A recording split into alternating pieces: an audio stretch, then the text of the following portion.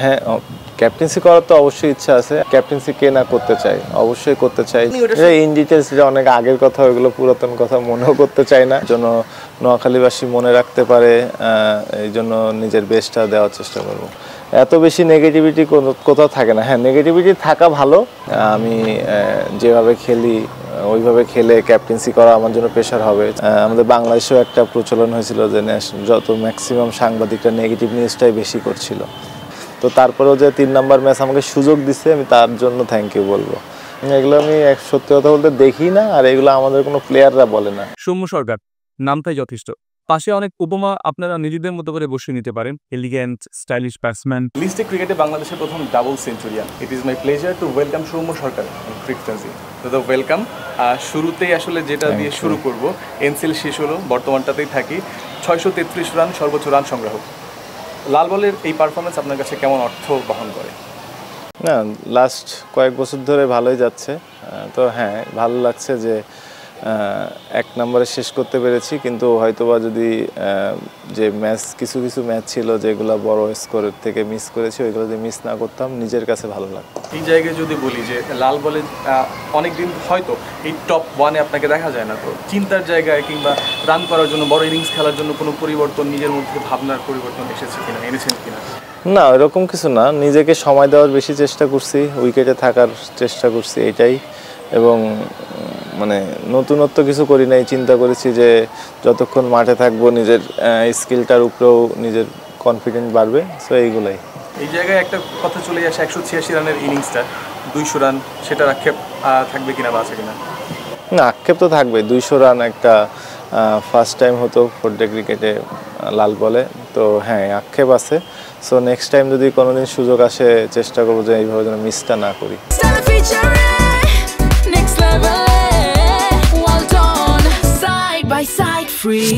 থাকে না যে একটা সেট করা যে লাল বলেও সৌম্য সক্ষম, ন্যাশনাল টিমে যাওয়ার মতো একটা জায়গা তৈরি করতে পারে তিনি, সেই জায়গাটা আসলে এখন আপনার মধ্যে দেখানো সেই তাড়না ছিল কিনা? না, এরকম বাড়তি কোনো তাড়না ছিল না। নিজের প্রসেসের মধ্যে ছিলাম, ওই প্রসেসটাই মেনটেন করার চেষ্টা করেছি। এটা ভালো করলে কোথায় যাব, কি হবে, এগুলো নিয়ে চিন্তা করি নাই। সো জাস্ট নিজের সাথে কথা বলে নিজেই খেলেছি, এটাই। লাল বলের ক্ষেত্রে যেটা দেখা হয় যে এখন লাল বলের টিমে বা টেস্ট টিমে প্রতিযোগিতা একটু বেশি। আপনি এনসিএলে খুব ভালো করলেন, এই মুহূর্তে প্রতিযোগিতা আপনার কাছে বেশি মনে হচ্ছে কিনা? আর এনসিএল খেলতে যাওয়ার আগে পার্টিকুলারলি কোনো কোচের সঙ্গে কথা বলেছিলেন কিনা যে নিজের মেন্টাল স্টেট নিয়ে, বা কিছু টেকনিক্যালিটিস চেঞ্জেস এনেছিলেন কি? না, এরকম কারোর সাথে কথা হয়নি। এবং কম্পিটিশন থাকা তো অবশ্যই ভালো। লাস্ট ধরেন অনেক দিন ধরে আমি লাল বলে নাই। সো আমি এখানে ভালো করলে ওখানে ঢুকতে হবে, তার জন্য ভালো খেলতে হবে, এরকম কোনো কিছুই নাই বাড়তি। জাস্ট ক্রিকেট একটা সিরিজ ছিল, চেষ্টা করেছি নিজের বেস্টটা দেওয়ার জন্য। নোয়াখালীতে আপনি এখন খেলতে চলেছেন, নোয়াখালী এক্সপ্রেস, নোয়াখালী সৌম্য, শুনতে কেমন লাগে? না, যে কোনো টিমে গেলে তখন তো এটা নিজেরই টিম হয়। সো ওইটাই নিজের করে নেওয়ার চেষ্টা করব, এবং যেন নোয়াখালীবাসী মনে রাখতে পারে, এই জন্য নিজের বেস্টটা দেওয়ার চেষ্টা করব। যেদিন অকশন হয় সেদিন সুজন ভাই বলেছিলেন যে নোয়াখালীর ক্যাপ্টেন্সির জন্য আপনাকে প্রেফার করা হতে পারে, বা আপনি ফার্স্ট চয়েস হতে পারেন। যদি আপনাকে সেই অপশনটা দেওয়া হয়, are you willing to take the captaincy? হ্যাঁ, ক্যাপ্টেন্সি করার তো অবশ্যই ইচ্ছা আছে, এখনও তাদের সাথে কথা হয়নি। তো মানে ইন্টারেস্টেড, হ্যাঁ, ক্যাপ্টেন্সি কে না করতে চাই, অবশ্যই করতে চাই। যদি মনে হয় যে না, নিজের সাথে এই জিনিসটা নিলে নিজের জন্য প্রেশার হবে না, বা আমি যেভাবে খেলি ওইভাবে খেলে ক্যাপ্টেন্সি করা আমার জন্য প্রেশার হবে, তো এইগুলোও একটা জিনিস থাকে। আবার কি বলবো, টিম চালানো যে জিনিসটা থাকে, ধরেন আমি একটা টিমকে চালাবো, তারা সেই জিনিসটা কিভাবে নেবে, এটারও একটা জিনিস থাকে। তো আমি চাইবো যে নিজে ফ্রিলি খেলার জন্য, এটা হচ্ছে আমার ফার্স্ট প্রায়োরিটি। তো চেষ্টা করব নিজে কিভাবে কমফোর্টেবল থাকি, এবং নিজের উপরে যেন প্রেশার না আসে, ওইভাবে খেলার চেষ্টা করব। আপনি ন্যাশনাল টিমের রাডারে ইন অ্যান্ড আউট ছিলেন, একটা টাইম লম্বা খেলেছেন। লাস্ট 1 বছরে নিজেকে একটু আনলাকি মনে হয়েছে কিনা? আপনি ওয়েস্ট ইন্ডিজ গেলেন, ফিল্ডিংয়ে স্লিপে ফিল্ডিং করার সময় আপনার আঙুলটা ভেঙে গেল, এরপর আসলেন, আবার সেট হওয়ার চেষ্টা, একটা প্রসেসে ছিলেন, দেন আবার বাদ পড়ে গেলেন। একটু আনলাকি মনে হয়েছে যে এইবার আমি অনেক চেষ্টা করেছিলাম যে এই জায়গায় একটু নিজেকে আনলাকি মনে হয়েছে? না, দেন ইনজুরি তো আসতেই পারে। সো হ্যাঁ, আনলাকি মনে হয়নি, কারণ এটা যে কারোর জীবনে আসতে পারে ইনজুরি। তো মানে কত দ্রুত ওভারকাম করতে পারবো এটা হচ্ছে মেন জিনিস। তো ওইটাই আনলাকি মনে হয়নি, তার কারণ যে এটাও একটা পার্ট, একটা ঠিক মানে ক্রিকেটের পার্টই একটা ইনজুরি। সো আমি ভেবেছি হ্যাঁ হয়তো বা রং টাইমে আমি ইনজুরিতে পড়েছি, এটা যদি এই টাইমে না পড়তাম নিজের সাথে মানে ভালো হতো, এইটাই। মানে যখন আপনি বাদ পড়লেন বা যখন ব্যাড টাইমটা আসলো, মানে কি কি কারণে আপনার কাছে মনে হয়েছে যে আপনি মানে ন্যাশনাল টিমের সেটআপ থেকে বাদ পড়ে গেলেন? না, এরকম কোনো কিছুই না। আপনার কাছে মানে কোনো ছিল না যে কিছু মনে হচ্ছে না জাস্ট পারফরমেন্সের কারণে? হ্যাঁ, অনেক সময় থাকে, যেমন একজন বলেছেন যে আফিফের ক্ষেত্রে যেটা হয়, মানে আফিফের ক্ষেত্রে যে জিনিসটা হয়েছে, আফিফকে কোচরাই আর কি কনফিউজ করে দিয়েছিল, যে সেক্ষেত্রে আপনার ক্ষেত্রে এমন কোনো কিছু হয়নি? যাই না।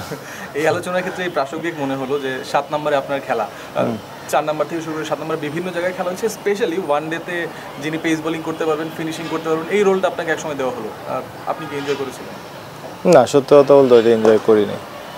মানে ওপেনার সম্মুখে যখন মানে পেস বোলিং অলরাউন্ডারের রোলে দেওয়া হলো, তখন ওইটা কার ডিসিশন ছিল? আপনার সঙ্গে কথা বলা হয়েছিল কিনা, এবং আপনি ওটা ইন ডিটেলস যে অনেক আগের কথা, ওইগুলো পুরাতন কথা মনেও করতে চাই না, এখন যেটাতে আসি এটাতেই ফোকাস করতে চাই। দেখি মনে করতে চাচ্ছেন না, আক্ষেপ কি আছে না আছে সেটা তো পরবর্তীর কথা, বুঝছেন।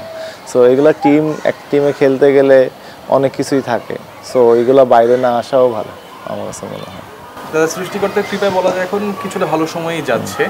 যদি জিজ্ঞেস করি যে ওই যে একটা থাকে না যে লোয়েস্ট পয়েন্ট ক্যারিয়ারে, মানসিকভাবে হোক, ক্যারিয়ারের দিক থেকে হোক, এরকম ফেজটা আপনার কখন গেছে বলে আপনার মনে হয়? দেন ক্রিকেটের মধ্যে তো আপস অ্যান্ড ডাউন থাকেই, হ্যাঁ।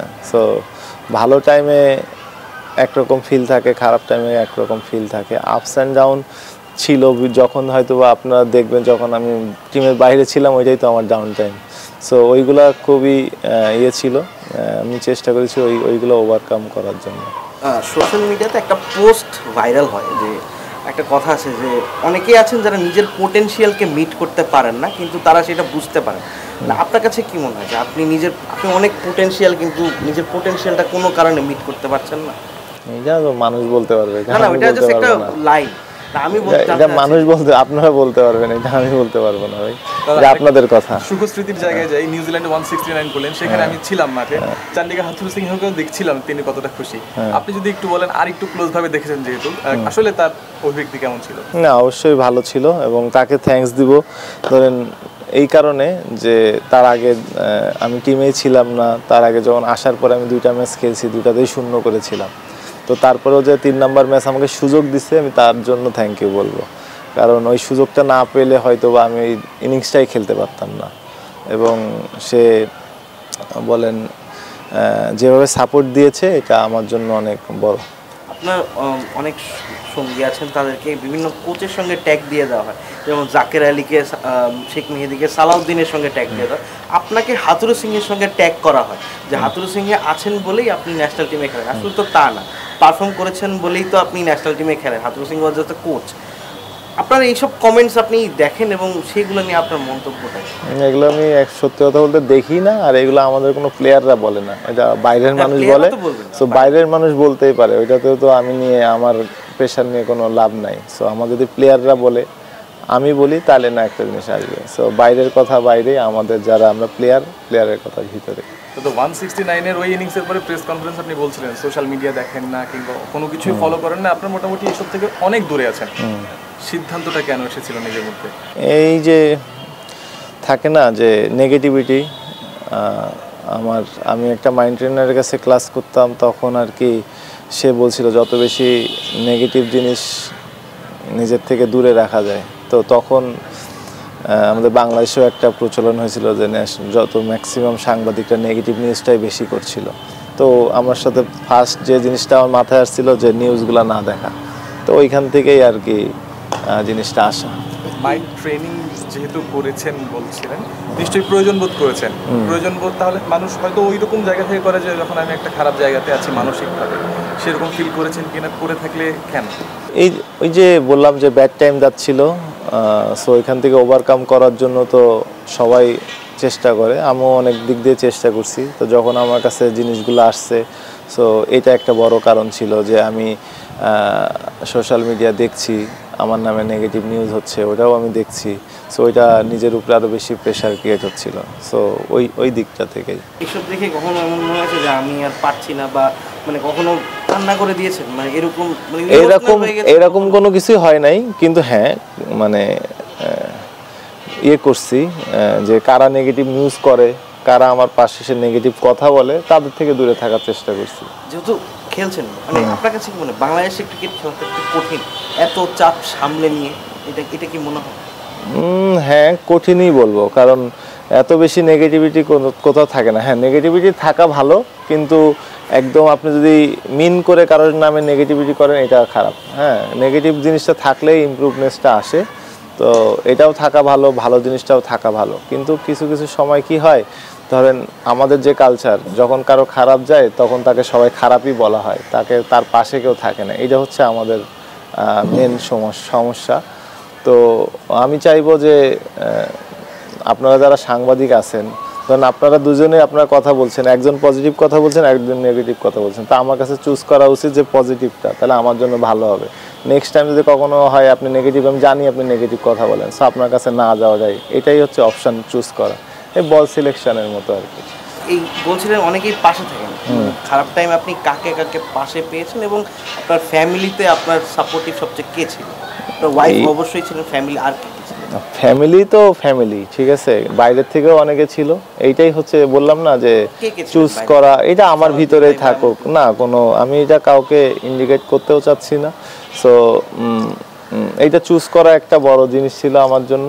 সো আমি ওই চুজের মধ্যে দিয়েই চলি, স্টিল এখনও সেইভাবে চলি, যে কারা আমার জন্য ভালো, কারা পজিটিভ কথা বলে, কারা নেগেটিভ কথা বলে।